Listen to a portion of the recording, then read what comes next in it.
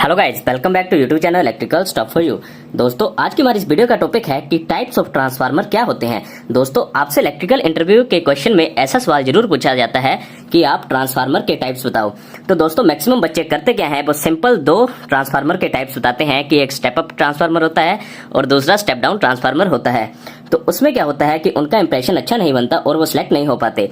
तो आज के इस वीडियो में हम डिटेल में आपको स्टेप बाय स्टेप हर एक टाइप के बारे में, ट्रांसफार्मर की हर एक टाइप के बारे में बात करेंगे, जो कि आप अगर इंटरव्यू में बताओगे तो आपका इंप्रेशन अच्छा बनेगा और आप डेफिनेटली इंटरव्यू में सिलेक्ट हो जाओगे। तो चलिए दोस्तों, वीडियो को शुरू करते हैं। तो दोस्तों, अगर आपसे इंटरव्यू में ऐसा क्वेश्चन पूछा जाए कि टाइप्स ऑफ ट्रांसफार्मर बताओ, तो आप उसे बता सकते हो कि ट्रांसफार्मर को वेरियस प्रोस्पेक्टिव के हिसाब से डिफरेंशिएट किया जाता है। तो आप स्टेप बाय स्टेप अगर इंटरव्यूअर को बताओगे कि सबसे पहले ट्रांसफार्मर को सप्लाई के बेस पे डिफरेंशिएट किया जाता है, तो सबसे पहले आपको बताना है कि सप्लाई के बेस पे ट्रांसफार्मर को डिफरेंशिएट किया जाता है। तो दोस्तों, आपको पता है कि नॉर्मली जो सप्लाई है वो दो प्रकार की होती है, एक सिंगल फेज सप्लाई और दूसरी थ्री फेज सप्लाई। तो इसका मतलब एक हमारे पास सप्लाई के बेसिस पर जो ट्रांसफार्मर आता है, एक सिंगल फेज सप्लाई का ट्रांसफार्मर आता है और ऐसे ही एक थ्री फेज सप्लाई का ट्रांसफार्मर आता है।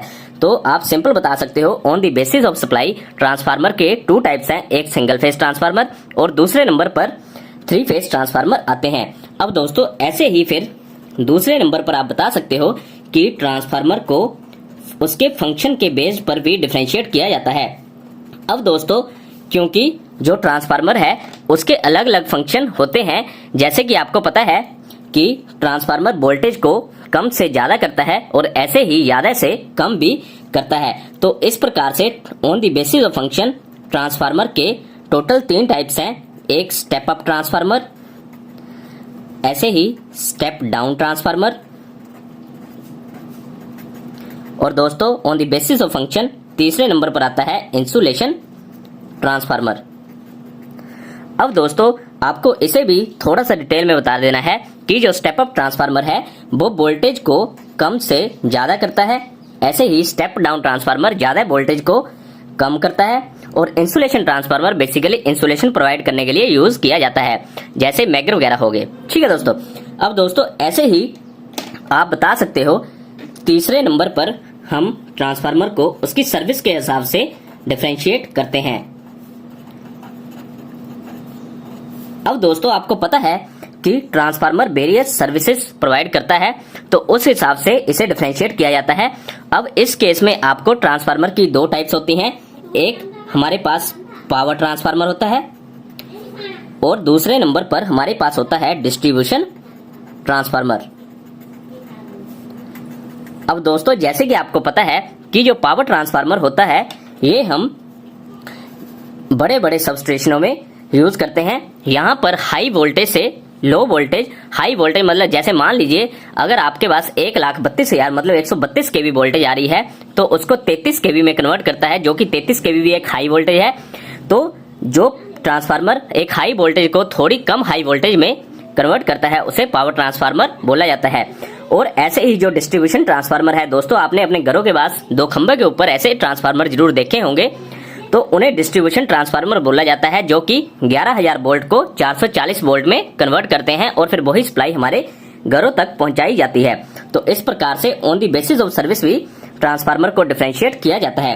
अब दोस्तों, ऐसे ही आप चौथे नंबर पर बोल सकते हो कि मेजरमेंट के हिसाब से भी ट्रांसफार्मर को डिफरेंशिएट किया जाता है। अब दोस्तों, आपको पता है कि जो हमारे ट्रांसफार्मर है उससे मेजरमेंट भी की जाती है, क्योंकि इसका यूज हम कई, जैसे मान लो बिजली को ही अगर मेजर करना है तो उसके लिए भी ट्रांसफार्मर का यूज किया जाता है। तो उसके हिसाब से भी ट्रांसफार्मर को डिफरेंशिएट किया जाता है। तो उसमें सबसे पहले आता है करंट ट्रांसफार्मर, जिसे हम सीटीवी बोलते हैं, ऐसे ही पोटेंशियल ट्रांसफार्मर, जिसे हम पीटीवी बोलते हैं। अब आपको पता है कि करंट ट्रांसफार्मर बेसिकली देखने में इस प्रकार का होता है, जिसका यूज हम करंट की मेजरमेंट के लिए करते हैं। ऐसे ही पोटेंशियल ट्रांसफार्मर इस प्रकार का होता है देखने के लिए, जिसका यूज हम वोल्टेज को मेजर करने के लिए करते हैं। अब दोस्तों, होता क्या है कि नॉर्मली तो हम, जैसे मान लीजिए अगर आपके घर पर बिजली आ रही है तो उसे मेजर करने के लिए आप सिंपल एक एनर्जी मीटर लगा लेते हो। अब होता क्या है, क्योंकि घर पर एक स्मॉल वोल्टेज या फिर एक स्मॉल करंट फ्लो करता है जो कि एक एनर्जी मीटर इजीली कैलकुलेट कर लेता है। बट अगर लार्ज स्केल पे वोल्टेज और करंट फ्लो करे तो उसे मेजर करने के लिए आप एनर्जी मीटर नहीं लगा सकते, क्योंकि वो वेरी ज्यादा हाई वोल्टेज और हाई करंट फ्लो करता है, जिसके कारण जो हमारा एनर्जी मीटर है वो इजीली ब्लास्ट कर जाएगा या फिर हमें बहुत बड़ा एनर्जी मीटर लगाना पड़ेगा। तो उस केस में हम क्या करते हैं, सीटीपीटी यूनिट का यूज करते हैं। अब सीटीपीटी यूनिट में से जो एक्चुअल करंट और वोल्टेज फ्लो करती है वो इस सीटीपीटी यूनिट में से फ्लो करती है। फिर यहाँ से ये उस वोल्टेज को रिड्यूस करके, कि जैसे मान लीजिए सीटी में से 100 एम्पेयर करंट जा रहा है तो उसका वो 1 एम्पेयर नीचे एनर्जी मीटर में भेजेगा। तो उस हिसाब से एनर्जी मीटर करंट और वोल्टेज को कैलकुलेट करेगा कि कितना फ्लो कर रहा है। तो इस बेसिस पर भी ट्रांसफार्मर को डिफरेंशिएट किया जाता है।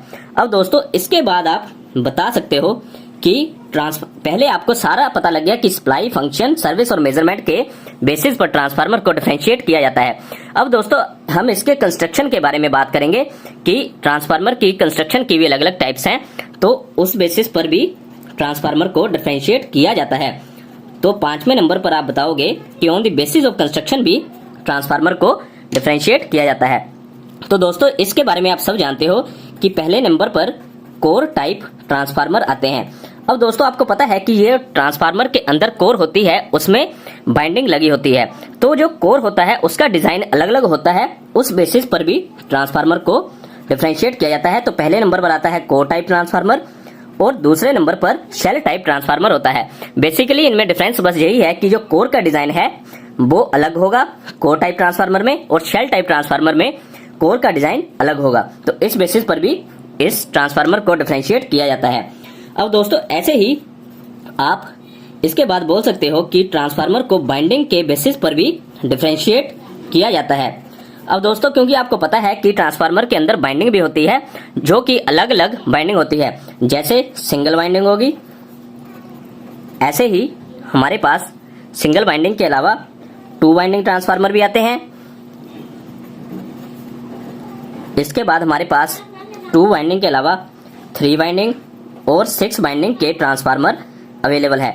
अब दोस्तों होता क्या है कि ट्रांसफार्मर में अलग अलग बाइंडिंग होती है।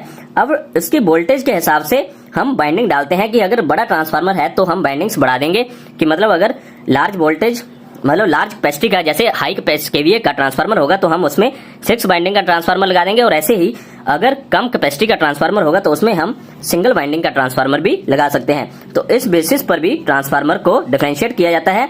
इसके अलावा एक ऑटो ट्रांसफार्मर भी होता है, जिसमें बाइंडिंग एक ही होती है बट उसे हम ऑटोमेटिकली चेंज कर सकते हैं, मतलब बाइंडिंग को ऐड या रिड्यूस कर सकते हैं।